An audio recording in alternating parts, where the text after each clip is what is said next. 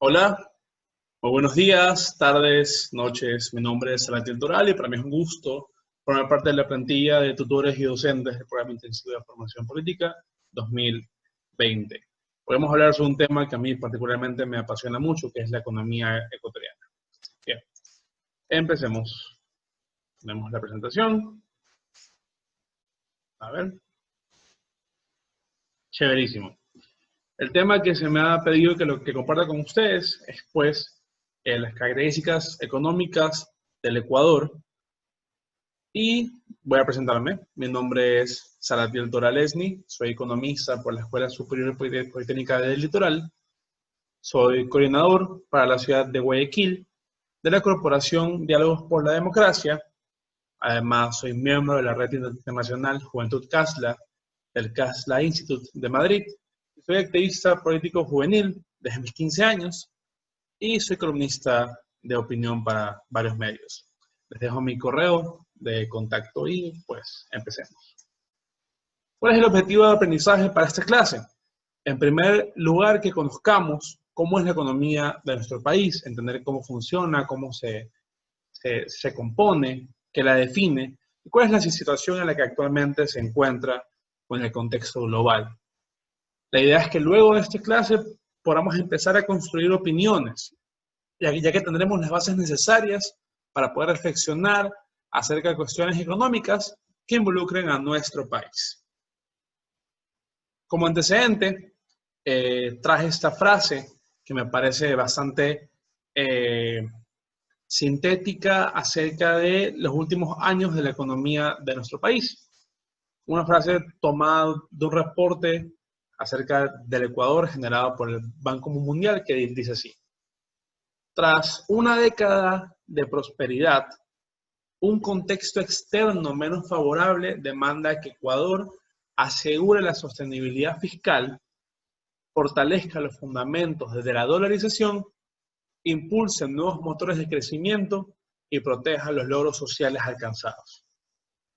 Es importante que nosotros entendamos cómo se compone la economía de nuestro país, debido a que los líderes políticos del mañana tendrán que tomar decisiones sobre la misma y deberán buscar que el desarrollo económico de nuestro país se dé de una manera sostenible y con conciencia social. Cuando hablamos de cosas que definen a la economía ecuatoriana, pues definitivamente la principal es la dolarización. Ecuador es un país dolarizado, es decir, no tenemos moneda propia. Esa fue una decisión de política monetaria que cambió estructuralmente a nuestro país, tanto en lo social como en lo económico y financiero. Al no tener moneda propia, nosotros no podemos realizar ningún tipo de política monetaria directa, es decir, no podemos afectar de facto la masa monetaria, el circulante, el dinero, los dólares que hay en nuestro país. Ni el Banco Central ni nuestro gobierno tienen cómo afectar esto de forma directa. Sin embargo, es importante conocer que sí podemos afectar a la masa monetaria a través de operaciones de mercado abierto. La terminología y los conceptos asociados a esto que les menciono es un poco complejo, pero lo importante es entender lo siguiente. Cuando nuestro gobierno vende bonos, toma bonos y los coloca afuera, trae dinero, trae circulante, trae dólares a nuestro país. Y lo mismo se da de forma inversa. Cuando nosotros compramos bonos del exterior, traemos circulante a nuestro país y es una manera para poder afectar la masa monetaria, tener más dinero circulando en la economía o en su defecto tener menos dinero circulando en la economía. Unos se preguntarán, bueno, ¿y eso es bueno o malo? ¿Estar dolarizado es bueno o malo? Eso estuvo en discusión y ya estaba en discusión durante muchos años, particularmente en estas épocas de pandemia nos las hemos preguntado bastante los economistas. Y la realidad es que no tener esa capacidad de política monetaria sí ha complicado las cosas en varias ocasiones para nuestro país. Por ejemplo, al iniciar la pandemia del COVID, muchísimos países tomaron como sus primeras medidas realizar ajustes en temas de política monetaria, cosa que lamentablemente nosotros no hemos podido realizar y que ha hecho que de alguna manera el impacto económico negativo nos afecte con un poco más de fuerza. Sin embargo, lo bueno y positivo de la dolarización es la estabilidad de los precios, ya que hemos adoptado una moneda que es permanentemente estable, que no fluctúa con mucha fuerza y que eso permite que estemos tranquilos debido a que los niveles de precio en nuestra economía se mantienen. Se elevan de forma natural, pero no tienen un movimiento agresivo, ni buscamos estar preocupados sobre la inflación debido a que los precios siguen un proceso natural y ordenado para nuestro país. Cuando hablamos acerca de economía, lo primero y principal que observamos es el Producto Interno Bruto de un país. Cuando un economista, un político, un catedrático habla sobre la economía de tal país, la economía ecuatoriana, la economía sueca, la economía española, lo primero que observan es el Producto Interno Bruto, que es el resumen de todo el consumo y gasto que se genera dentro de nuestro país. El Producto Interno Bruto, según la economía tradicional, según la macroeconomía ortodoxa, es el reflejo más cercano del comportamiento de una economía. Aquí lo que podemos observar en este gráfico es la evolución del Producto Interno Bruto del Ecuador desde el año 1990 hasta el año 2019. Podemos observar varios detalles particulares. Primero, vemos que a partir del año 2000, el Producto Interno Bruto despega. Se dispara como nunca antes en la historia del Ecuador, y esto es debido, por supuesto, a varios factores, principalmente el gran detonante es la dolarización. Luego vemos que entre el año 2004 y 2014, esto se despunta, crece con aún mayor fuerza, y esto es debido a aumentos en los precios de petróleo a nivel internacional. Esto generó que entremos en una época de bonanza. Esta es la famosa década de bonanza, donde entró mucho dinero a nuestro país. Sin embargo, observamos que en un punto termina de crecer. Ahí se detiene, justo antes del año 2015. ¿Y qué es lo que pasa ahí?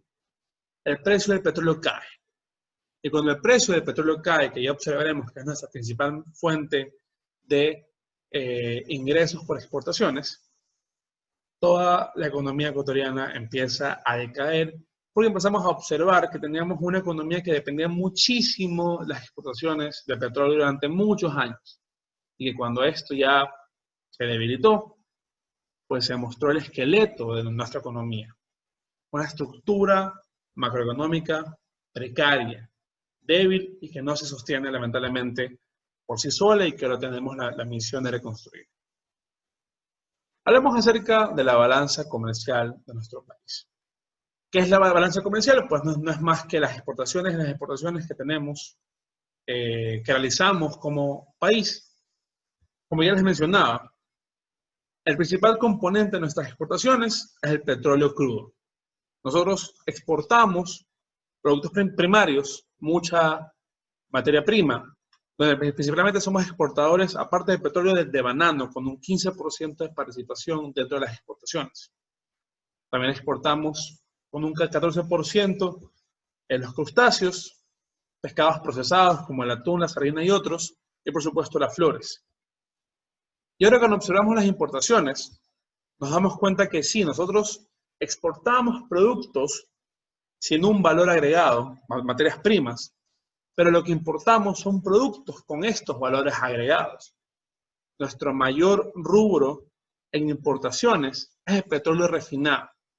Petróleo que nosotros extraemos de la tierra y llevamos al exterior, regresa a nosotros procesado, con un valor agregado.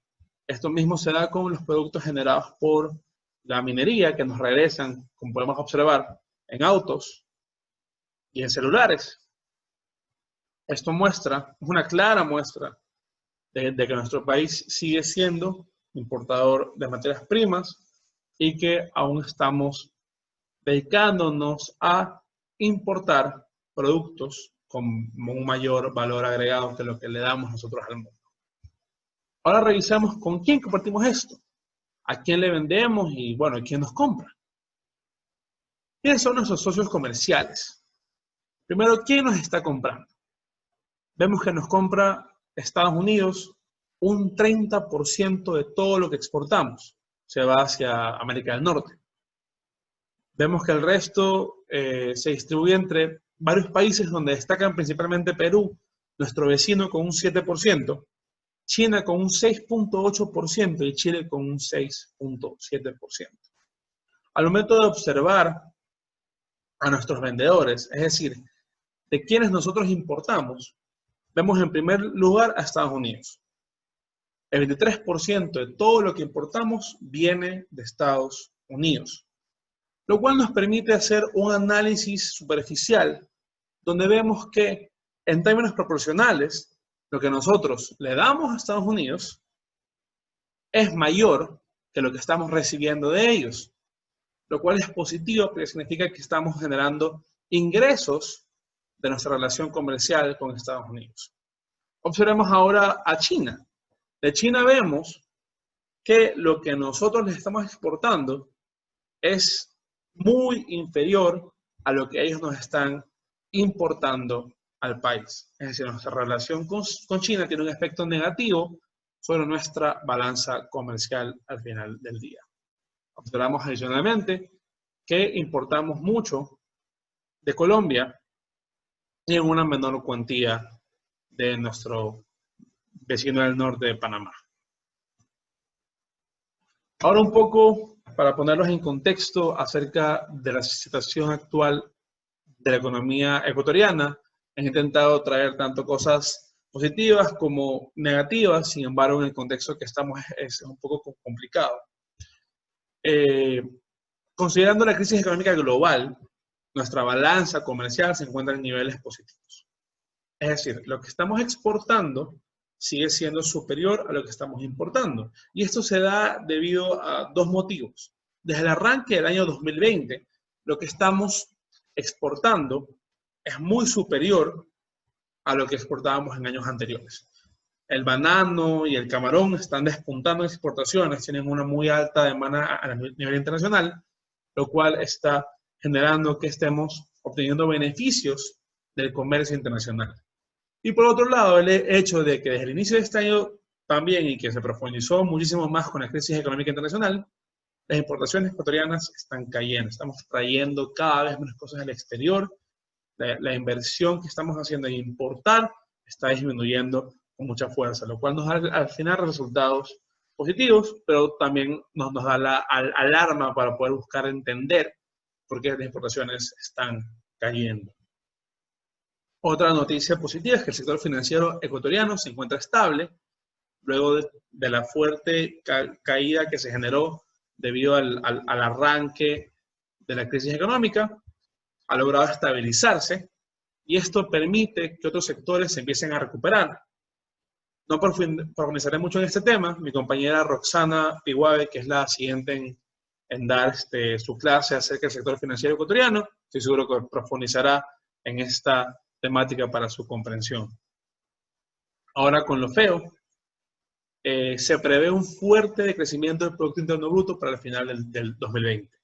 Una caída del 11% de nuestra economía según el Fondo Monetario Internacional, quienes también pronostican que para el cierre del año 2021 apenas recuperaremos un 6%, lo cual implica que podemos esperar que hasta el año 2022 23, en verdad, no vamos a poder ver números positivos en nuestra economía, asumiendo, por supuesto, lo mejor.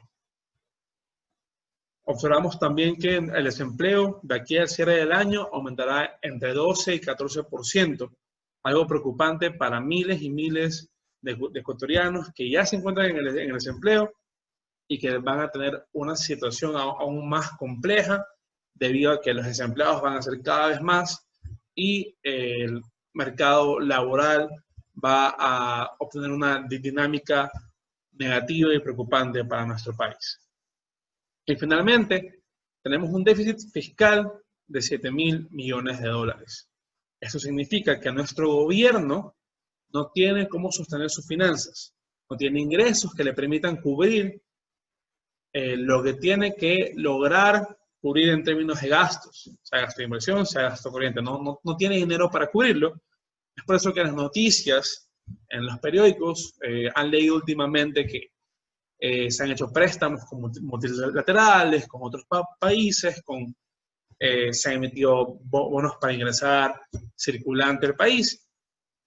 Sin embargo, estos espacios para poder obtener cómo cubrir este déficit ya se están empezando a agotar, estamos agotando los recursos y esto va a generar inconvenientes para los siguientes procesos políticos en el gobierno que veamos en el 2021, por supuesto. Finalmente, y a manera de conclusión, quisiera darles lectura a esto. Tener la capacidad de comprender la composición de nuestra economía nos permite tomar una postura reflexiva sobre la misma y construir opiniones informadas acerca de la coyuntura económica nacional. Esto hace referencia al hecho de que para poder comprender la economía, cómo funciona y opinar acerca del desarrollo de la misma, es importante informarnos, conocer y aprender. Adicional a esto, la economía es una ciencia social muy amplia y compleja que engloba diversos aspectos de nuestra vida. Nosotros, como futuros líderes, debemos desarrollar una opinión fundamentada y adoptar una postura de aprendizaje constante. La economía es una ciencia compleja y muy amplia, pero no ajena a nosotros. La economía engloba todo en lo que nos desarrollamos, nuestras interacciones sociales, nuestras decisiones de compra, lo que decidimos para consumir y lo que no. Es importante que todos quienes deseen ser líderes, todos quienes deseen dedicarse a la política en un futuro, tengan una opinión acerca de la economía y una postura clara, pero que también mantengan una postura de aprendizaje constante, de querer conocer más, de querer aprender más, porque la economía es muy profunda, pero también es muy, muy, muy hermosa. Y antes de dejarles con preguntas para su reflexión, debo enviarles una tarea. La tarea es la siguiente. En mínimo 500 palabras y máximo 1000 palabras, cuéntenme cómo creen que va a ser la economía ecuatoriana de aquí a 5 años después de la pandemia. Y de aquí a 10, ¿cuándo sienten que podamos empezar a ver una recuperación? ¿Cómo creen que va a evolucionar el comercio luego de esta crisis? ¿Hacia dónde irá nuestro país y dónde se va a colocar en términos económicos? Eso lo pueden enviar a mi correo, que lo volveré a colocar al final de la presentación. En formato PDF, por favor incluyan todos sus datos, nombres y contactos. Finalmente, preguntas para su reflexión. Primero, ¿por qué Ecuador importa los mismos productos que exporta, pero con un valor agregado? 2. ¿Cómo ha ayudado la dolarización a sostener nuestra economía en esos tiempos de pandemia? Y 3. ¿Por qué no tener moneda propia hace que no nos preocupemos en la inflación? ¿Por qué en nuestro país la gente no se cuestiona sobre cómo estamos en términos de inflación? Esa pregunta la dejo ahí para que puedan reflexionar y analizar en sus casas. Sin más, mi nombre es Salatiel Torale Esni, estas son mis redes, mi número. Les agradezco mucho por su atención y a las organizadoras del PIF, Amanda y Ana, por permitirme estar aquí con ustedes. Muchas gracias.